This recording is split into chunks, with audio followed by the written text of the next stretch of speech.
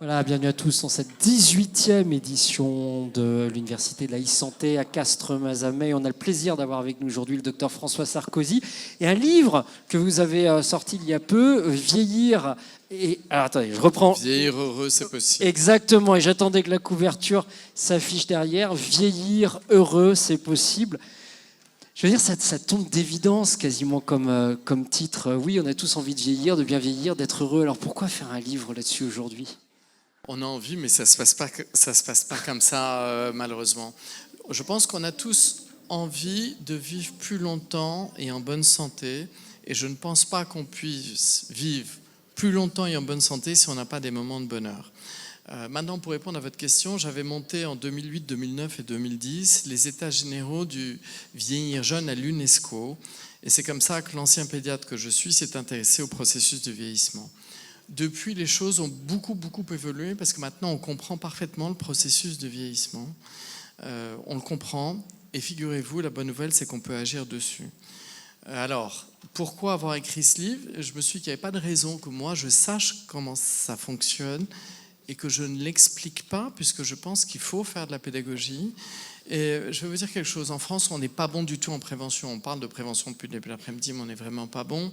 On est assez bon en espérance de vie, puisqu'à la naissance, notre espérance de vie a augmenté au début de l'année, 80 ans pour les hommes, 86 ans presque pour les femmes. Ce qui est moins bien, c'est qu'il y a une différence d'espérance de vie de 13 ans, je dis bien de 13 ans, donc 15% entre les 5% les plus démunis et les 5% les plus gâtés. Deuxième chose, on parle maintenant plus d'espérance de vie en bonne santé, ce qui nous semble un marqueur beaucoup plus intéressant. Et à 65 ans, la moitié, je parle de moyenne nationale, la moitié des années qui nous restent à vivre sera en mauvaise santé. C'est énorme. Et du coup, vous me faites frémir. Non, après, je peux vous dire aussi que l'INSEE s'attend à ce qu'on ait 4 millions de Français en situation de perte d'autonomie, alors que la perte d'autonomie coûte déjà 24 milliards d'euros par an.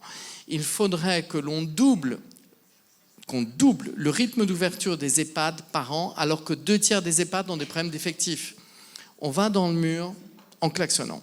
D'accord ? Donc ça, c'est clair, net et précis. On a dit tout à l'heure, 17% de Français en situation d'obésité. On est en retard par rapport aux États-Unis, heureusement, mais on rattrape le retard. On est sur une courbe qui monte. 30% surpoids, 13 millions de patients français avec une affection de longue durée, etc., etc. Alors, pour être honnête, bien sûr qu'il faut un plan de prévention, surtout devant Lisa Alter, qui est mon amie, je ne vais pas dire ça, elle fait des miracles, elle a obtenu cet appel à projet, ce dispositif de prévention. L'AIS, ça marche. Le reste, la loi bien vieillir a accouché d'une souris. Donc on a du mal, on essaye beaucoup avec Lise de faire évoluer les mentalités. Je pense qu'on va y arriver parce que je suis optimiste, je vois toujours le verre à moitié plein. Mais je crois surtout que la réponse est individuelle. Et la bonne nouvelle, c'est qu'on peut maîtriser son destin et son processus de vieillissement. Alors on fait comment concrètement ? Alors, d'abord, pourquoi ? Comment ça marche ? Vous savez que le professeur Blackburn, en 2009, qui a été prix Nobel de médecine, a montré que le processus de vieillissement est un processus génétiquement programmé inexorable qui est lié à la diminution de la taille des télomères. Les télomères sont les extrémités de chromosomes. Il y a un moment, ça réduit tellement que nos cellules normales, de nos tissus, de nos organes vont s'arrêter de fonctionner parce qu'elles ne vont plus avoir de carburant. Elles ne vont plus avoir suffisamment d'énergie. Il y a un moteur dans les cellules qui s'appelle la mitochondrie. Et elles vont s'arrêter de fonctionner. Mais elles ne vont pas faire que ça. Elles vont s'arrêter de fonctionner. Elles vont aussi sécréter des substances pro-inflammatoires qui vont faire le lit des pathologies, du cancer, de l'Alzheimer, des pathologies cardiovasculaires dont on vient de parler, etc. Donc c'est un processus de vieillissement, c'est comme une courbe. Je voudrais faire dans l'autre sens parce que vous êtes dans l'autre sens. Mais c'est une courbe.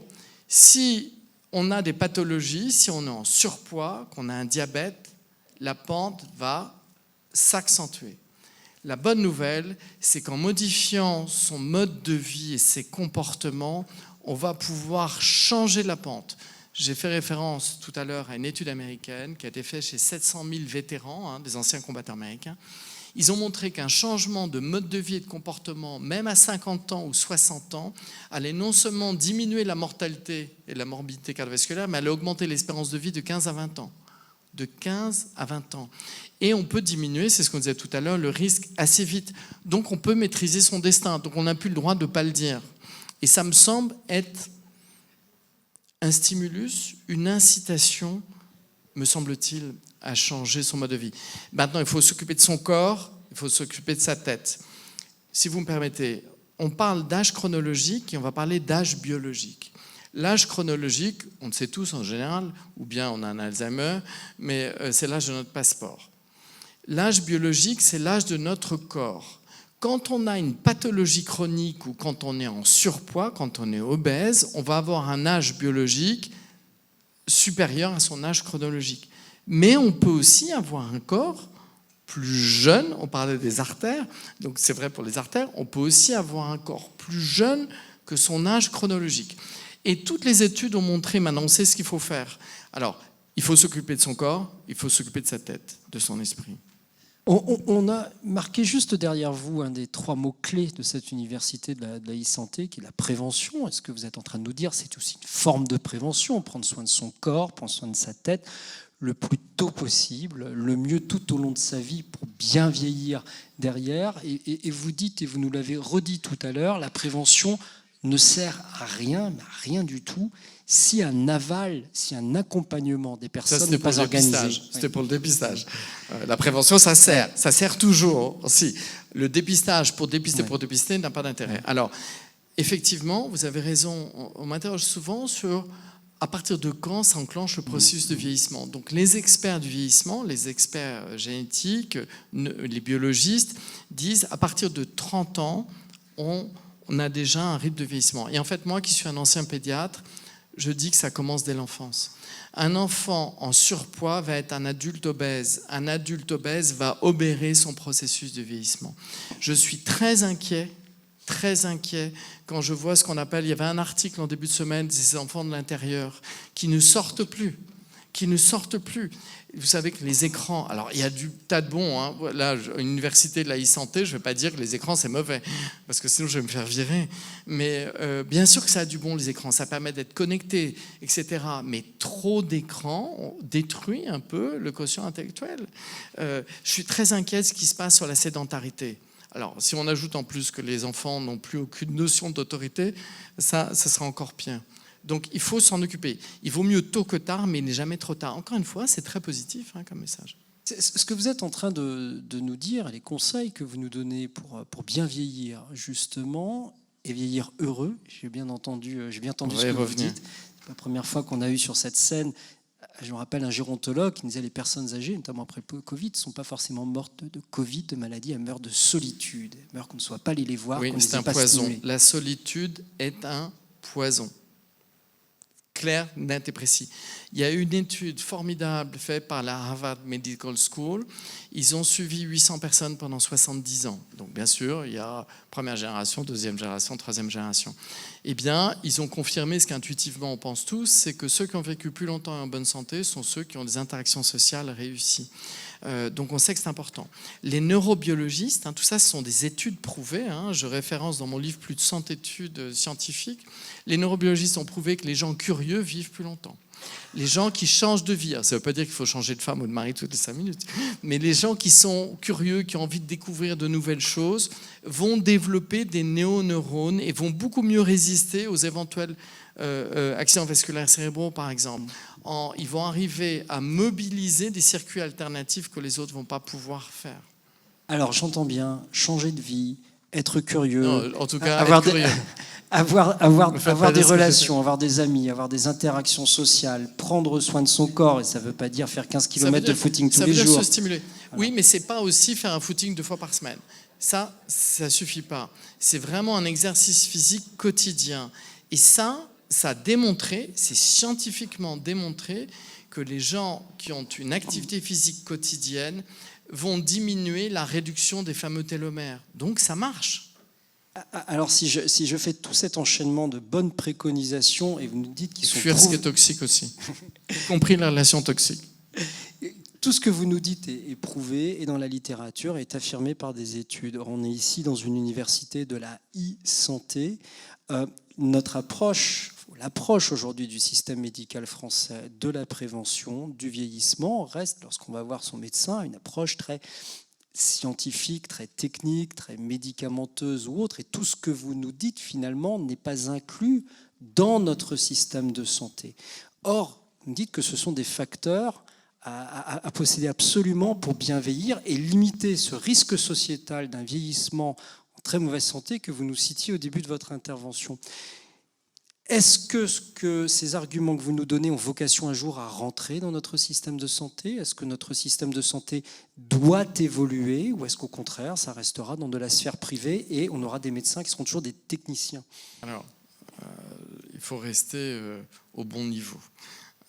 Moi, ce que j'essaie de faire, c'est sensibiliser chacun pour que chacun s'y mette. Comme je disais tout à l'heure, il faut aller vers les gens les plus démunis, les plus défavorisés. Deuxième chose, je vais peut-être choquer, je crois beaucoup au rôle du pharmacien. Je suis académicien de l'Académie de pharmacie, même si je suis médecin. Je crois beaucoup que le pharmacien est l'acteur clé de la prévention. Je pense que le médecin est déjà submergé en termes de travail et nous sommes formés pour diagnostiquer et pour traiter. Ne me faites pas dire ce que je n'ai pas dit, bien évidemment, il y a toute une sensibilisation. Et je crois beaucoup aux acteurs de proximité. Et comme il y a beaucoup de notions de conviction, je pense que les acteurs que sont les pharmaciens, mais peut-être aussi les kinés, les infirmiers, peuvent avoir un rôle important. Et c'est là aussi où les outils digitaux sont très intéressants pour former, pour sensibiliser par exemple aux entretiens motivationnels, et puis pour échanger les données. On a beaucoup parlé de données avec la table ronde à laquelle participe Elise avec la CNAM. Tout ça, bien sûr, ce sont des points très, très fondamentaux. Je pense qu'on parle toujours aussi de Caisse nationale d'assurance maladie. On ne parle pas de Caisse nationale d'assurance santé. Vous savez qu'il y a 2% du budget de santé qui est dédié à la prévention. On investit. C'est parents pauvres toujours en France. On n'investit pas. Alors c'est vrai que c'est compliqué la prévention parce que c'est un investissement à court terme pour un retour sur investissement, je parle en termes économiques, à moyen terme. Excepté une intervention de prévention qui a un retour sur investissement à court terme. Vous savez laquelle? C'est les vaccins ou... Les vaccinations. Ouais. La vaccination contre les infections respiratoires, alors nous sommes bons, grâce à Agnès Buzyn, merci Agnès, sur la vaccination des nourrissons. Elle a pris une décision courageuse d'étendre le panier de vaccins obligatoires. Nous ne sommes pas mauvais, nous sommes très mauvais pour la vaccination contre la grippe, le Covid, le VRS et même le pneumocoque. J'ai organisé une réunion à l'Académie nationale de médecine le 6 novembre où notre constat est dramatique. Je rappelle que la grippe tue entre 8 000 et 15 000 personnes par an, dont 200 adultes jeunes. C'est entre 3 et 5 fois plus que les accidents de la route. 110 000 passages aux urgences, 15 000 hospitalisations. Le pneumocoque va tuer entre 10 et 30% des personnes fragiles qui vont l'avoir. Notre système de santé explose. Et qu'est-ce qui se passe quand le système de santé explose du fait de ces épidémies respiratoires ? Eh bien, les patients chroniques, mais ils ne sont pas bien traités. Regardez ce qui s'est passé pendant le confinement du Covid.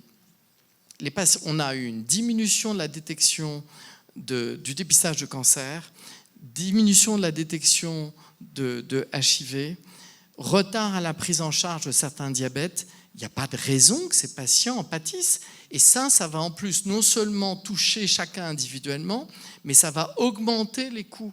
Moi, ça ne me choquerait pas, j'ai répondu ça pour la petite vidéo, ça ne me choquerait pas qu'on fasse 2 choses en matière de prévention.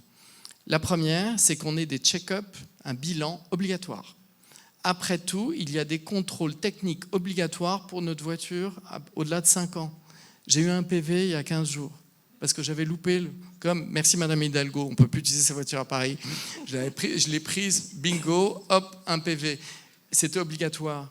Mais pourquoi ce n'est pas obligatoire pour la santé alors que nous bénéficions de la solidarité nationale? Au fait, l'assurance maladie, l'argent ne vient pas du ciel. c'est une coopérative dont chaque Français est actionnaire. Essayons de le présenter comme ça. Donc moi, je trouverais normal qu'à partir de certain âge, les experts disent en général au moins à 40 ans, le cœur, j'en ai parlé tout à l'heure, le cœur est silencieux. Donc il vaut mieux détecter plus tôt que tard. Deuxième chose, la vaccination. Mais moi, ça ne me choquerait pas. On a proposé avec plusieurs experts, on a publié une tribune dans Le Point au mois de juin, affolé par les couvertures vaccinales qui s'effondrent. Sachez que seuls 30% des patients chroniques de moins de 65 ans sont vaccinés contre la grippe. 30%. Mais ces gens-là, ils vont avoir des problèmes. Mieux, la grippe, c'est un facteur de glissement vers la perte d'autonomie. Pourquoi ? La personne âgée, elle a besoin de sortir, elle a besoin d'interaction sociale, elle a besoin de se nourrir. Le vaccin contre la grippe ne fait pas que prévenir la grippe. Il va éviter que la personne reste chez elle, elle va perdre du poids, elle va glisser, plus d'interaction sociale, on va glisser. Et il va y avoir un double décrochage. J'ai parlé des 4 millions de personnes dépendantes qu'on attend en 2050. On va parler d'un double décrochage en cas d'hospitalisation.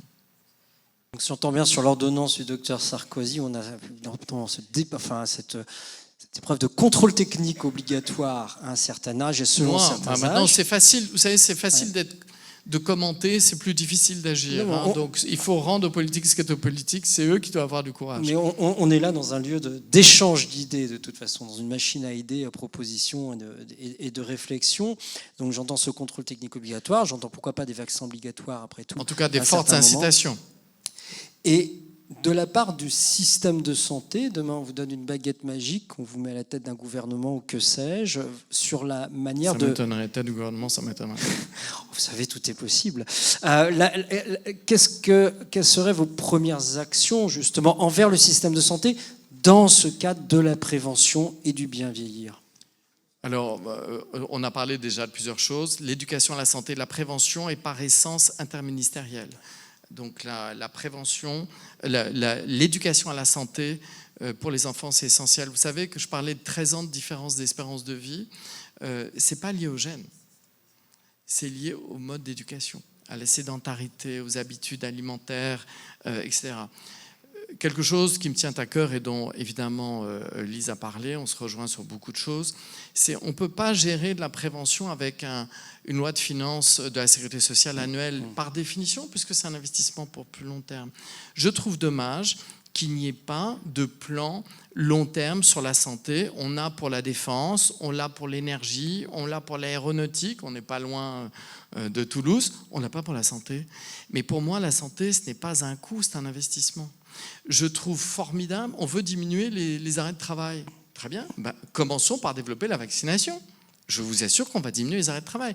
J'avais développé la plateforme stratégique d'un institut de prévoyance. Il m'a dit, mais on a une branche, tu ne vas pas y arriver parce qu'on a une branche hôtel, café, restaurant. En moyenne, ils ont 3 personnes. Mais j'ai dit, mais si, on va faire le vaccin contre la grippe. On l'a fait. Merci, je sais, on ne va pas vous retenir plus longtemps parce que vous avez un avion à aller prendre à Toulouse rapidement. Merci en tout cas, docteur Sarkozy, d'avoir participé à cette conversation, à cette Universalité Santé. On va rappeler votre livre, si on peut le remettre à l'écran là-dessus. Voilà, il est là, vieillir heureux, c'est possible. Le mot heureux peut-être est plus important encore que le mot vieillir. Il y a une question de sens derrière l'heureux. Je pense que pourquoi on a une mortalité, une morbidité importante après les retraites non préparées, ce n'est pas seulement parce que les gens ne savent pas comment occuper leur temps, c'est parce qu'on s'aperçoit que petit à petit, il y a un sentiment de perte d'utilité sociale, et la perte d'utilité sociale conduit à la perte d'estime de soi. Nous avons un triste record en France, qui est le record des dépressions des personnes âgées. Nous en avons beaucoup travaillé là-dessus avec nos amis de Pierre Fabre, et je pense que nous avons une discrimination vis-à-vis des vieux, et j'essaye aussi de parler de ça. Merci beaucoup. Merci beaucoup. Merci beaucoup à vous d'être venu.